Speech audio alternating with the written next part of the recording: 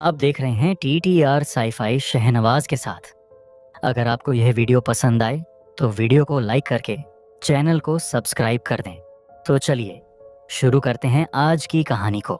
सन 2002 के आसपास के ज़माने में ज़्यादा साधन नहीं होते थे उस वक्त, तो ऐसे में शादी वगैरह अटेंड करने के लिए अक्सर हमें पैदल ही अपने सफ़र को अंजाम दिया जाता था।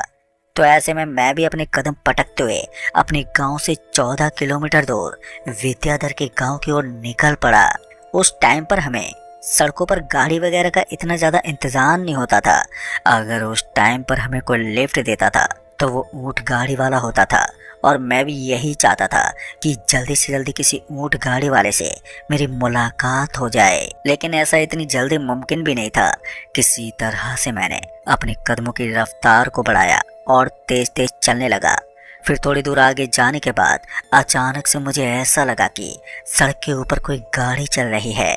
कहीं ना कहीं ये एक ऊँट गाड़ी ही थी, और इस चीज का एहसास करते ही मेरे मन में उम्मीद का एक दिया जलने लगा।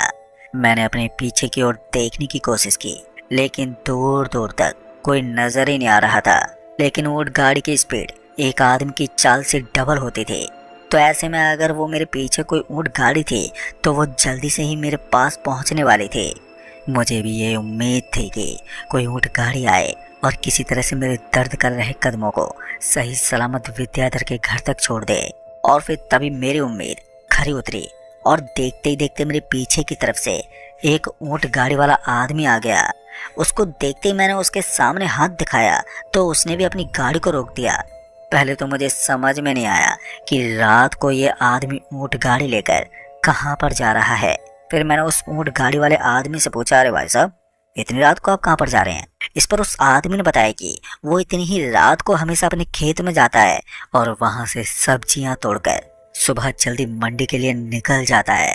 ये सुनकर मुझे लगा कि चलो अच्छा है, किसी भी तरह से विद्याधर के घर तो पहुंच ही जाऊंगा। दोस्तों, अब तक रात के 8:15 बज चुके थे, और इतनी रात को अक्सर कोई भी ऊँट गाड़ी वाला अपने घर से बाहर नहीं निकलता है। फिर मैंने उस ऊँट गाड़ी वाले आदमी के साथ अपने सफर को अंजाम देना शुरू कर दिया। पता नहीं क्यों, लेकिन उस आदमी की बातों से मुझे ऐसा लग रहा था कि ये आदमी नशा करता होगा। शायद उसने भांग वगैरह का नशा किया होगा, मगर मैंने इस चीज के ऊपर ज्यादा ध्यान नहीं दिया और उस आदमी से मैं ज्यादा बात भी नहीं कर रहा था। फिर यूं ही आगे चलते चलते अचानक ही उस आदमी ने पूछा, लेकिन आप कहाँ जा रहे हैं? इस पर मैंने उसे बताया कि मैं एक शादी अटेंड करने जा रहा हूँ। मेरी बात सुनकर वो आदमी एकदम से बोल पड़ा, आप कौन से गांव में शादी अटेंड करने के लिए जा रहे हैं? फिर इस पर मैंने उसे पूरी इन्फॉर्मेशन दी, और मेरी बात सुनकर वो आदमी एक बार के लिए हल्का सा मुस्कुरा दिया, और फिर उसने बोला, मैं भी उसी गांव के अंदर जा रहा हूँ, लेकिन क्या आपको किसी ने ये नहीं बताया कि वो गांव भूतिया है? अब ये सुनकर मैं एकदम से हंस पड़ा और बोला, अरे भाई, मेरे दोस्त का ही तो गाँव है। आज तक उसने मुझे ऐसा कभी नहीं बताया कि वहाँ पर भूत रहते हैं। दोस्तों, उस जमाने में लोग भूत प्रेत पर कुछ ज्यादा ही विश्वास किया करते थे, तो ऐसे में अक्सर चारों तरफ ये चीज फैली रहती थी कि फलाने गांव में भूत प्रेत का वास है। लेकिन जब मैंने उस आदमी की बातों का मजाक उड़ाया तो वो आदमी बोल पड़ा, कभी कभी चीजों को सीरियस ले लेना ही सही होता है भाई, क्या पता कब किसी अनजाने फरिश्ते से मुलाकात हो जाए। उस आदमी की बात सुनकर एक बार फिर मैंने उसे मुस्कुराते बोला, अरे भाई साहब, मेरा दोस्त उस गांव को भली भांति जानता है और वो मुझे सारी बातें बताता है, लेकिन आज तक उसने ये नहीं बताया कि वहाँ पर भूत प्रेत रहते हैं। हालांकि मुझे भी उन रास्तों से बहुत डर लगता था जिसके ऊपर अजीबोगरीब ताकत रहती हो, या फिर आसान भाषा में कहूँ तो वहाँ पर भूत रहते हो। इस पर मेरी बात सुनकर वो ऊँट गाड़ी वाला शख्स थोड़ा सा मुस्कुराया और बोला, तो क्या तुम अपने दोस्त का घर जानते हो? इस पर मैंने अपनी गर्दन को हिलाते बोला, नहीं, मैं उसके घर का अता पता नहीं जानता, लेकिन उसके गांव में जाकर किसी न किसी से ये बात पूछ लूंगा कि उसका घर किस तरह पड़ता है। बाद में उस आदमी ने मुझसे पूरी डिटेल मांगी, तो मैंने उसे सारी चीज़ों के बारे में विस्तार से बता दिया। फिर उसने मुझे बताया कि वो खुद ही मुझे विद्याधर के घर तक छोड़ देगा। उसकी बात सुनकर मुझे भी काफ़ी हद तक राहत मिल रही थी, क्योंकि मैं अब एक ऐसे आदमी से मुलाकात कर चुका था जो मुझे केवल उसके गांव तक ही नहीं बल्कि उसके घर तक छोड़ने के लिए तैयार था। फिर बाद में मैंने उस आदमी का शुक्रिया अदा किया। अब धीरे धीरे ऊँट गाड़ी आगे बढ़ती जा रही थी, और वैसे वैसे ना जाने क्यों, लेकिन मुझे नींद का भी झटका आ रहा था। ऐसा लग रहा था कि किसी ने मुझे बहुत ही सारा नशा दे दिया हो, जिसके बाद मेरी आंखें अपने आप ही बंद होने लगी थी। मैंने अपनी तरफ से पूरी कोशिश लगाकर अपने आप को जगाए रखने की कोशिश की, पर जैसे ही मुझे नींद का झोंका आने लगता तो मैं फिर से अपनी आंखें झपकाने लगता। और ये केवल एक बार नहीं बल्कि काफी बार हुआ। फिर थोड़ी देर के बाद कुछ ऐसा हुआ जिसकी मुझे उम्मीद तक नहीं थी। अचानक ही मेरी आंखों के सामने काला सा अंधेरा छा गया, या फिर आसान भाषा में कहूँ तो अब मैं गहरी नींद में सो चुका था। थोड़ी देर के बाद अचानक से मेरी आंख खुली और फिर जब मैंने अपनी आंख खोल कर देखा तो मैंने पाया कि बाहर की तरफ शादी का एक टेंट लगा हुआ था। और उस टेंट को देखकर मुझे एहसास हो गया था कि मैं विद्याधर के घर के पास पहुंच गया हूँ। लेकिन हैरान की बात तो ये थी कि वहाँ कोई हलचल नहीं थी। चारों तरफ जोरदार सन्नाटा पसरा हुआ था। ऐसा लग रहा था कि इस जोरदार सन्नाटे के बीच में एक अकेला शख्स मैं ही मौजूद हूँ और बाकी दूर दूर तक यहाँ कोई भी नजर ही नहीं आ रहा था। मैंने इधर उधर अपनी नजरें भी घुमाई, लेकिन उस जोरदार अंधेरे और सन्नाटे के अलावा मुझे किसी भी चीज का एहसास नहीं हो रहा था। फिर मुझे लगा कि मुझे इस ऊंट गाड़ी से नीचे उतरना चाहिए और अंदर जाकर देखना चाहिए। फिर उसके बाद मैंने ठीक ऐसा ही किया। मैं तुरंत ही उस जगह से नीचे उतरा और बाहर की तरफ जाकर देखने लगा कि यहाँ क्या चल रहा है। लेकिन सबसे ज्यादा हैरान कर देने वाली बात तो ये थी कि वहाँ मुझे दूर दूर तक कोई भी नजर नहीं आ रहा था। ऊंट गाड़ी भी एकदम खामोश खड़ी थी और वहाँ आसपास भी दूर दूर तक केवल और केवल सन्नाटा ही पसरा हुआ था। सबसे ज्यादा हैरान करने वाली बात तो ये थी कि यहाँ पर एक जबरदस्त टेंट भी लगा हुआ था, लेकिन इसके बावजूद भी यहाँ पर मुझे एक भी आदमी नहीं दिखा। और फिर इसी हैरानी के साथ मैं किसी को आवाज भी देने की कोशिश करने लगा, लेकिन वहां पर दूर दूर तक केवल और केवल अंधेरा ही पसरा हुआ था। फिर इतने में ही मुझे एक पेड़ के पीछे कोई छुपा हुआ दिखा, तो मैंने देखा कि उस पेड़ के ऊपर एक छोटी सी आग की मसाल जल रही थी और मैं उसके इधर उधर किसी को भटकते हुए देख सकता था। पर जैसे ही मैंने वहां इस चीज को नोट किया तो मेरे कदम उसी तरफ बढ़ने लगे। हालांकि मुझे डर तो लग रहा था, लेकिन मैं अंदर ही अंदर हिम्मत जुटाकर किसी तरह से उसके पास पहुंचा। पर जैसे मैं उसके पास गया तो वहां का नजारा देखने के बाद मेरी आंखें फटी की फटी रह गई। डर के मारे मेरी हालत खराब होने लगी, क्योंकि इस टाइम पर मैं देख सकता था कि मेरे सामने मौजूद कोई इंसान ही नहीं था, बल्कि एक और डरावनी सी डायन थी। और वो दृश्य देखने के बाद तो मेरे मुंह से एक जोरदार चीख निकल गई। पर जैसे ही मैंने फिर से अपनी आंखें खोलकर देखा तो मैंने पाया कि मैं उस ऊंट गाड़ी में लेटा हुआ था और वो आदमी ऊंट गाड़ी चलाए जा रहा था। ये सब देखने के बाद मेरी सांस में सांस आई और मेरा पूरा जिस्म पसीने से तरबतर हो गया था। तभी मैंने उठते हुए उस आदमी से बोला, अरे भाई साहब, हम कहाँ पर आ गए? इस पर उस आदमी ने बोला, सोनपुर गांव, यहाँ से बस थोड़ी दूर आगे है। उसकी ये बात सुनकर मुझे फिर से राहत की सांस मिल रही थी। फिर उसने मुझसे पूछा, लेकिन तुम इस तरह पसीने से क्यों भरे हुए हो? इस पर मैंने उसे बताया कि मैंने अभी अभी एक बहुत ही भयानक और डरावने सपने का एहसास किया। ये सुनते ही वो मेरी तरफ देखते बोला, कहीं तुमने अपने सपने में किसी डायन को तो नहीं देखा है?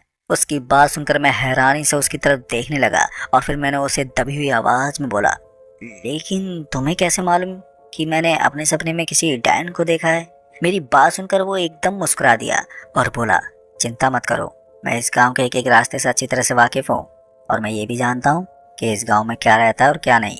अब उसकी बात सुनकर मैं हैरानी से बोल पड़ा, तो फिर मैंने अभी सपने में किसी डायन को क्यों देखा? इस पर वो आदमी एकदम से बोल पड़ा, क्योंकि इस गांव में एक डायन रहती है। कहते हैं कि डायन बनने का एक तरीका होता है। गांव की एक औरत अब उसी राह पर चल रही है।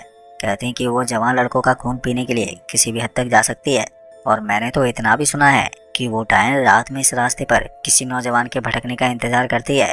मुझे लगता है कि तुम उसके जाल में फंसने वाले हो। अब उस आदमी की बात सुनते मेरे हाथ पैर सुन्न पड़ गए। मुझे विश्वास नहीं हो रहा था कि किसी गांव में भला ऐसा भी हो सकता है। अभी भी मैं इस चीज पर यकीन नहीं कर पा रहा था, लेकिन जिस तरह से उस आदमी ने मुझे मेरे सपने के बारे में बताया था, तो उस हिसाब से मैं इस बात को काफी हद तक समझ चुका था कि मैं किसी बहुत ही भयंकर डेंजर जोन में हूँ और यहाँ से निकलना मेरे लिए इतना आसान नहीं होगा।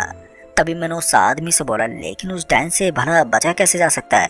इस पर उस आदमी ने बताया कि उससे बचने का रास्ता तो वो भी नहीं जानता, लेकिन हाँ, उसने इतना जरूर सुना है कि अगर तुम्हें उससे बचना है तो जल्दी से जल्दी या तो इस रास्ते को छोड़ देना चाहिए या फिर किसी ऐसे स्थान पर पहुंच जाना चाहिए जहां पर वो डायन नहीं पहुंच सकती और अगर उस डायन से पीछा छुड़वाने के लिए तुम किसी भी हद तक जा सकते हो तो तुम्हें उसके द्वारा चलाई गई तांत्रिक विद्या को असफल करना होगा और उसके लिए तुम्हें उसके गुरु का आवास स्थान ढूंढना होगा।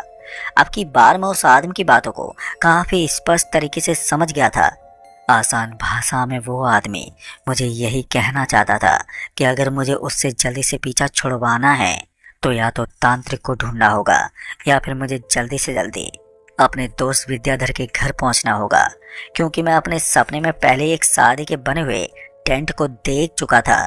तो ऐसे में मैंने उस आदमी से बोला, भाई साहब एक काम करो, आप मुझे यहीं पर उतार दो, मैं पैदल पैदल यहाँ से भागते निकल जाऊंगा। इस पर उस आदमी ने बोला, ऐसा नहीं हो सकता, अगर तुम मेरी गाड़ी से नीचे उतर गए तो वो तुम्हें किसी वक्त पकड़ सकती है। उस आदमी की ये बात सुनकर मैं फिर से डर गया, लेकिन तभी मेरी नजर उस आदमी के हाथों पर गई। पर इस बार जैसे मैंने उस आदमी के हाथों को देखा तो मुझे विश्वास नहीं हो रहा था कि मैं पहले से एक भूत की गाड़ी में बैठा हुआ हूँ। दरअसल मैंने देखा कि उस आदमी के हाथ आगे से कटे हुए थे, लेकिन सबसे ज्यादा डरावनी बात तो ये थी कि उसने ऊंट की रस्सी को हवा में लटकाया हुआ था। चांद की हल्की हल्की रोशनी में मुझे अभी भी खुद पर डाउट हो रहा था कि कहीं मैंने कुछ गलत तो नहीं देखा, लेकिन दोस्तों वास्तविकता यही थी कि मैं खुद एक भूत की गाड़ी में मौजूद था। तभी मैंने अपना डाउट दूर करने के लिए गाड़ी के आगे वाले हिस्से से जाते हुए उसके पैरों की तरफ देखने की कोशिश की, और सच में इस बार जो मैंने देखा वो पूरी तरह से विश्वास करने के लायक था कि मैं एक भूत की गाड़ी में सवार हूँ। फिर मैंने देखा कि उस आदमी के दोनों पैर पीछे की तरफ घूमे हुए थे। अक्सर हमारे पूर्वज हमें यही बताते थे कि जब भी तुम्हें कोई ऐसा इंसान दिखे जिसके पैर पीछे की तरफ घूमे हुए हों तो तुम अपने आप इस चीज को समझ जाना कि तुम्हारे समक्ष मौजूद वो इंसान वास्तव में कोई इंसान नहीं बल्कि एक भूत है। अब मुझे समझ में नहीं आ रहा था कि इस आदमी की बातों पर विश्वास करूं या फिर यहाँ से नीचे उतरकर किसी डैन के जाल में फंस जाऊं। पर किसी तरह से मैंने पहली मुसीबत से पीछा छुड़वाने की ठानी और उसके बाद मैं तुरंत ही उस गाड़ी से नीचे कूद गया। नीचे कूदने के साथ ही शायद उस आदमी को इस चीज का एहसास हो चुका था कि अब मैं उसकी असलियत जान गया हूँ। तो ऐसे में उसने भी एक बार भी मेरी तरफ मुड़कर नहीं देखा। मुझे थोड़ा अजीब तो लग रहा था, क्योंकि अगर वो कोई ऐसा शख्स होता जो मुझे नुकसान पहुंचाना चाहता तो जरूर वो मेरा पीछा करने का सोचता, लेकिन इस आदमी के साथ ऐसा नहीं था। वो बिल्कुल चुपचाप अपनी गाड़ी को आगे की तरफ चलाए जा रहा था। मैं उसकी गाड़ी के पीछे की दिशा में लगातार भागता जा रहा था। मुझे एहसास था कि मैं इस गाड़ी की उल्टी दिशा में लगातार भागता रहूंगा तो शायद ये आदमी मेरा पीछा नहीं करेगा। फिर इतने में ही मेरी नज़र सड़क के सामने की तरफ गई तो मैंने देखा कि वहां पर एक लड़की थी जिसके कपड़े फटे हुए थे।